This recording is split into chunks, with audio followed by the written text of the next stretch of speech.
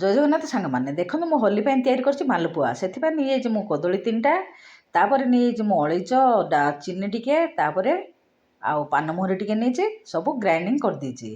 Grinding କରିସାରିକି ସେଇ ଯେଉଁ କଦଳୀ ବଟାଟାରେ ମୁଁ ପକାଇ ଦେଇଛି ଟିକେ ଲୁଣ, ଆଉ ପକାଇ ଦେଇଛି ଗହମ ଅଟା, ତାପରେ ମୁଁ ତାକୁ ଘାଣ୍ଟି ଦେଇଛି କ୍ଷୀରରେ।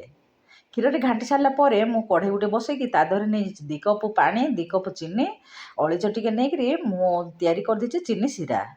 ଚିନି ଶିରା ହେଲା ପରେ ମୁଁ ଗୋଟେ ଚଉଡ଼ା କଢ଼େଇ ଗୋଟେ ବସେଇକି ତା ଦେହରେ ତେଲ ଦେଇକରି ପକାଇ ଦେଇଛି ଆଣଟି ମାଲପୁଆ ତିଆରି କରିବା ପାଇଁ। ଦେଖନ୍ତୁ ମୁଁ ଏଇଠି ମାଲପୁଆ ପକାଇ ଦେଇଛି। ମୋର ମାଲପୁଆ ହେଇସାରିଲା ପରେ ମୁଁ ଥାଳିରେ ରଖିକି ତା ଦେହରେ ପକାଇ ଦେଇଛି ଚିନି ଶିରାଟି ଉପରେ ଭୁରେଇ ଦେଇଛି। ତାପରେ ମୁଁ ସବୁଯାକ ମାଲପୁଆ ସେଇଭଳିଆ କରିକିରି ଉପରେ ଚିନି ଶିରାଟି ପକାଇ ଦେଇଛି। ମୋର ଏଇଠି ହେଇଯାଇଛି ମାଲପୁଆ। ଭିଡ଼ିଓଟି ଭଲ ଲାଗିଲେ ଚ୍ୟାନେଲକୁ ସବସ୍କ୍ରାଇବ୍ କରିବେ।